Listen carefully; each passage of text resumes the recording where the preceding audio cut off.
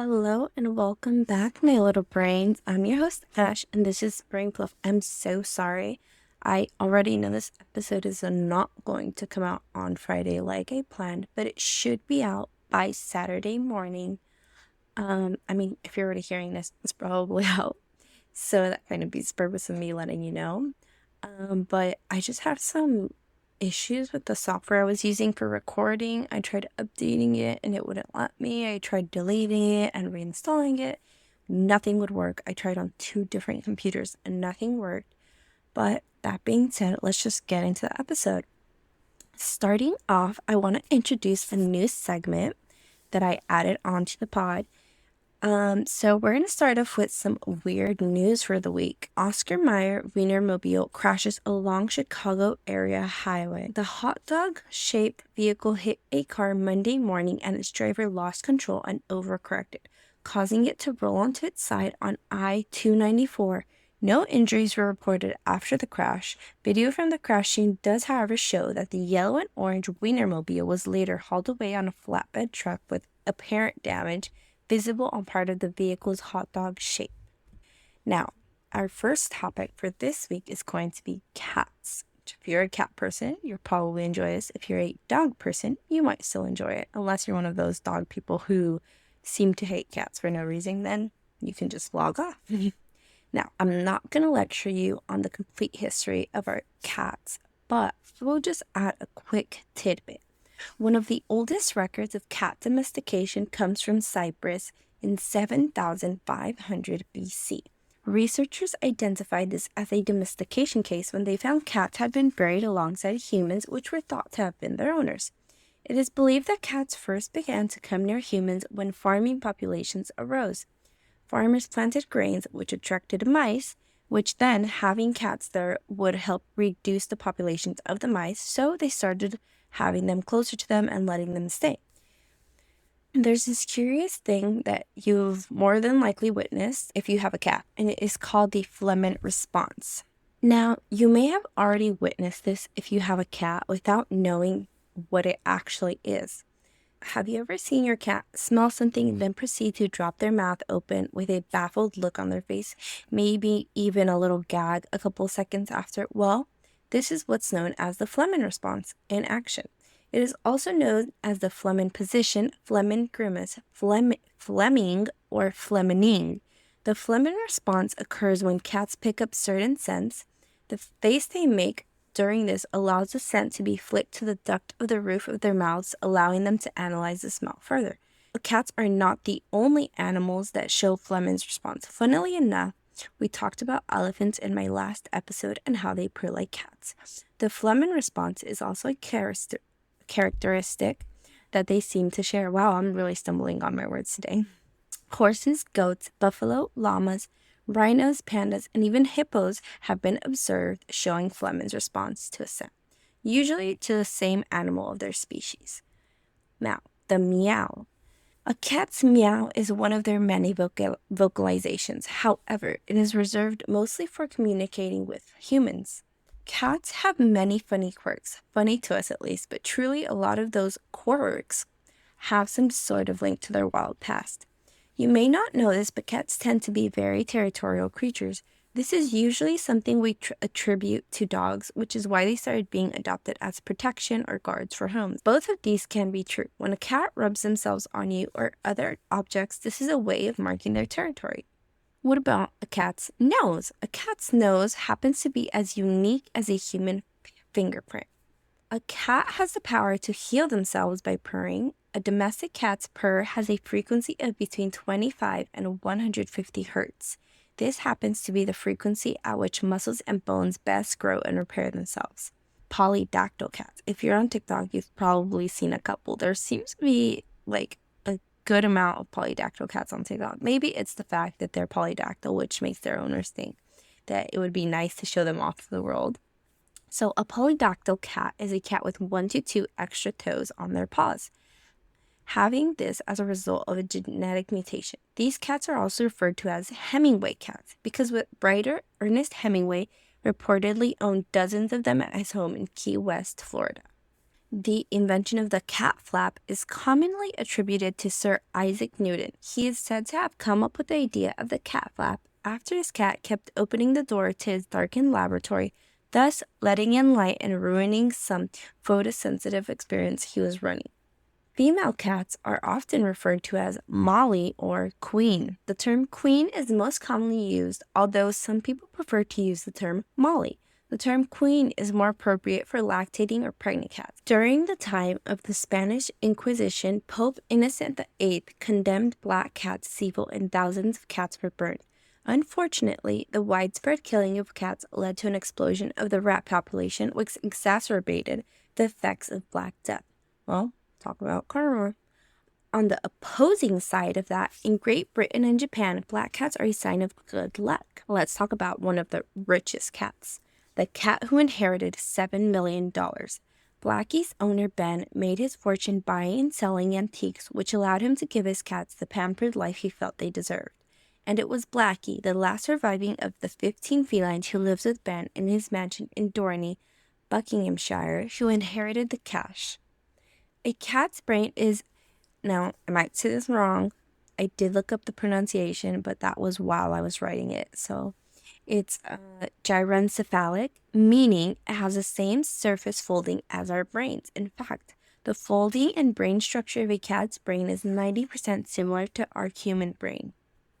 According to legend, when Noah's Ark became infested with rats eating up the stores of food, Noah prayed for a miracle, and a pair of cats sprang to life from the mouths of the lion and lioness. The cats quickly dispatched all the rats, but for the original two. As a reward, Noah appointed them to march at the head of the animal procession when the ark came to ground. We talked about Egypt in the last episode, and now we're back. In ancient Egypt, when a person's house cat passed away, the owner would shave their eyebrows to show their grief. Cats have a diverse vocal range of sounds. In fact, they have one of the largest patterns of vocalization of all carnivores.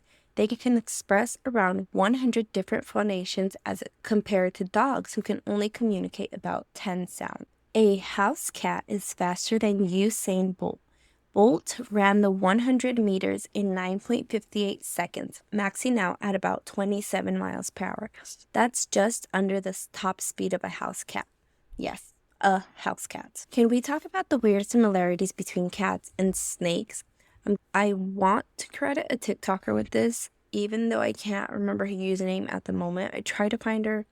I wasn't able to, but if I do, I will put it in my show notes.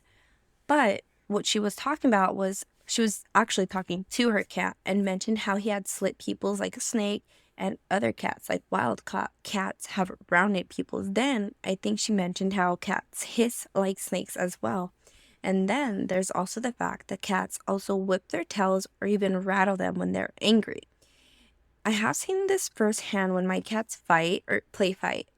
Obviously, I wouldn't let them get into an aggressive fight. And it's actually really true. However, I did some research and not all wild cats have rounded pupils. House cats, bobcats, and lynxes all have slitted pupils, but other wild cats have more rounded or oval pupils. I just thought it was a funny coincidence.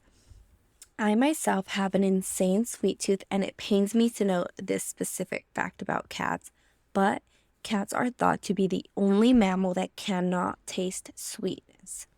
Speaking of sweet old lady Cream Puff holds the Guinness World Record for the oldest cat ever, living to be 38 years old. Cats have the largest eyes in relation to their head size of any mammal. This makes me think about how big babies' heads are in relation to the rest of their bodies. If you know baby, or if you've seen videos of babies, I didn't notice it before I saw somebody mention it. And it's so true. Like, if we put our arms in a little circle over our heads, there's so much extra room. But if a baby does that, they can barely touch their little fingers together because of how short their arms are and how big their little hairs are. Oh, their little heads. Now, we know there's a debate about whether cats are happiest being indoor or outdoor cats or indoor-outdoor cats. However, scientific evidence says that the average lifespan for an indoor cat is 15 years. As opposed to outdoor cats, which is only 3 to 5 years on average. Blue-eyed cats are often prone to deafness. Let me correct myself, it's actually blue-eyed white cats that are usually prone to deafness. An orange tabby cat named Stubbs was the mayor of the historic Alaskan town named Talkeetna for 20 years. Stubbs was elected in 1998 through a write-in campaign and even survived an assassination attempt by a wild dog in his 20-year run as mayor. Mayor Stubbs died on July 21st, 2017 in Talkeetna due to a punctured lung. Oh, Stubbs. Moving on from that sad tidbit, let's play Truth, Truths, and a Lie. The moon is made of cheese. The moon is rusting. The moon is drifting away. The first truth is our moon is in fact made of cheese. Not any cheese, but green cheese. Obviously, I'm joking, but let's talk about how this silly tale came to be. I think a lot of us have heard the saying, the moon is made of cheese. However, the real phrase apparently is the moon is made of green cheese.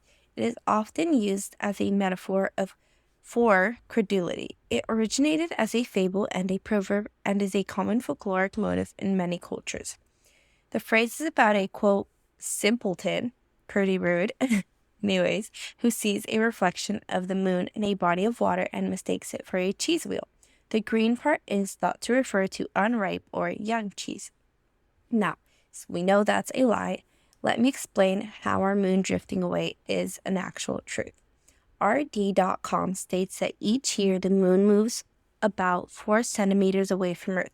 So this coming new year, look up at the moon and think about how it is around 2 jelly beans further away from us now. Now, our moon is, in fact, rusting. This is also 100% true. According to NASA, while our moon is airless, research indicates that the presence of hematite, a form of rust that normally would require oxygen and water to form. This has scientists puzzled. For those of you that are unaware, the moon has been confirmed to have water, not pools of water, but more ice because it's so cold there. So even though there are forms of water, there is no oxygen. Now, although we are not completely sure how this rust came to be, there is a hypothesis done by Shuai Lee of the University of Hawaii. He is the lead author of a paper that states that the moon is littered with iron-rich rocks and the type of rust found on the moon is a form of iron oxide. So, although the moon does not have its own oxygen particles from Earth could have made their way onto the moon, which is more likely to have happened when the moon and Earth were closer to each other years ago. But still, there is another factor. The moon and Earth experience something called solar wind, which is essentially charged particles flowing from the sun that bombard the Earth and moon with hydrogen.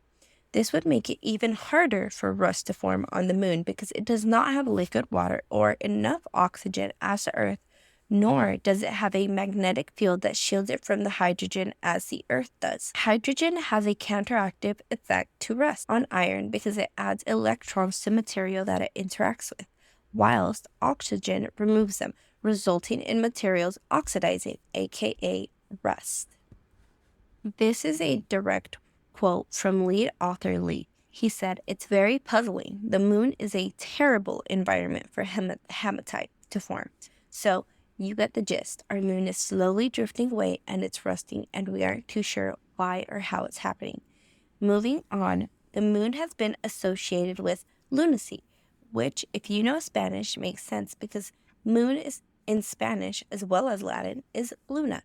According to Aristotle and the Roman historian Pliny the Elder, the brain being the moistest, yuck, organ in the body made it the most susceptible to the pernicious effects of the moon, which triggers the tides. Word of the day, pernicious. It means having a harmful effect, especially in a gradual or subtle way. Now, here's why this does not actually make sense. Although the moon does in fact have an influence on water, this is not the case for all forms of water. The moon's effect is reserved only for open bodies of water, such as oceans, rivers, lakes, etc. Not anything like water in bottles or the water content in your morning coffee, much less the water in our bodies. The legend that the full moon has an effect on human behaviors was popularized by the countless stories of werewolves. Even to this day, in many movies, the scene will switch to a look at the full moon before something ominous happens. Let's talk about how our moon was formed. The main and most believed theory is that the moon was formed during a giant impact between Earth and another planet about the size of Mars. The moon then formed from the debris of this impact. There are three alternate theories about how the moon was created, however. The first is the fission theory. This theory suggests that the Earth was spinning so fast that a chunk flew off and started orbiting the Earth. I don't know if that's too believable. The capture theory suggests that the moon was formed elsewhere in the solar system and was pulled in or captured by Earth's gravity. The last theory is the co-formation theory. This theory suggests that the Earth and the moon were formed at the same time, and the moon just began orbiting the Earth. So basically, they just came as a 2-in-1. Now, let's talk about some weird full moon occurrences, or I'd say they're more interesting rather than weird. Let's start off with the blood moon. The name comes from the red glow it gives off. According to NASA, the blood moon occurs when the side of the moon that faces Earth is fully lit up by the sun. Surprisingly, blood moons are not as rare as I may have thought. They apparently occur about once every year and a half. Whenever I hear blood moon, I either think of the show Star vs. the Forces of Evil. I know, kids show, but I like it. And basically, they have like a demon prompt during the blood moon, and they call it a blood moon ball. Or I think about the video game Zelda, Breath of the Wild specifically, when the crimson moon appears and all the monsters like rise up again, even though they were dead. So that just goes to show how we see full moons, and they always seem to portray something evil happening. So let's talk about the blue moon. No, not the blue moon from the Smurfs, because apparently it's not actually a blue moon. We'll talk about that in a bit. But you've probably heard the phrase once in a blue moon, which means something is a very rare occurrence. So, how rare is a blue moon? According to the US dictionary, a blue moon is sadly, like I said, not blue. Blue is a reference to the rarity. In reality, a blue moon is a term used in astronomy when there are 2 full moons in one calendar month, an event that typically happens every 2 to 3 years. Now, I don't know if that seems rare to me, but scientifically, it probably is a rare happening. Now, let's talk about the harvest moon. This moon gets its name from the time of year when it arises. It usually shows up in September, but every 3 years, it will show itself in October. It is only called the harvest moon if it is the closest full moon to the fall equinox. The harvest moon essentially gets its name because it shows when it's generally the time of year when crops were to be harvested and prepared to store over the winter. Speaking of crops, let's move on to the Dendronite aka the self-exit plant. Now, I know this is not a crop, but it is a shrub, so I just thought it seemed like a fitting segue. Now, this shrub is known by many a name besides the ones we just mentioned. It is also known as Gimpy Gimpy, Stinging Bush, Queensland Stinger, and the giant Australian stinging tree. Going off the last name, it shouldn't be too surprising when I tell you that this plant can be found in Australia. I'm sorry, but Australia, are you okay? I mean, we already know you have some of the deadliest and most poisonous animals in the world, and apparently you also have the world's most dangerous plant. At least that is what it's labeled as at Lullington Stone Castle and the World Garden in England. Now, the danger in this plant isn't that it's so poisonous that it will quickly kill you. In fact, it's not likely that the poison in itself will kill you, at least not from the research I did. In fact, the Queensland stinger even grows some pretty cute purple edible fruits. However, the entire plant, including the fruit, is covered in very brittle stinging hairs. So technically, you can eat the fruit, but you'd have to remove the hairs before that, which could be dangerous because this plant's stingers are so easily attached to the skin. Even just grazing this plant is most likely to result in you getting stung, but fear not. Although the hairs on this plant do contain a poison, it's not likely to kill you. However, you will most definitely experience excruciating pain that probably won't wear off in a couple of minutes, probably not even a couple of days. This pain may leave you suffering for weeks or even months. This is how the pain is described on Wikipedia. After contact with the plant, the victim will feel an immediate severe burning and stinging at the site of contact. which then intensifies further over the next 20 to 30 minutes and will last from hours to several days before subsiding. Now, although the pain may subside, the hairs can stay in the skin for up to a year and continue to release the toxin into the body if triggered. Things such as touching the area, contact with water, or even temperature changes could all cause the pains to come back.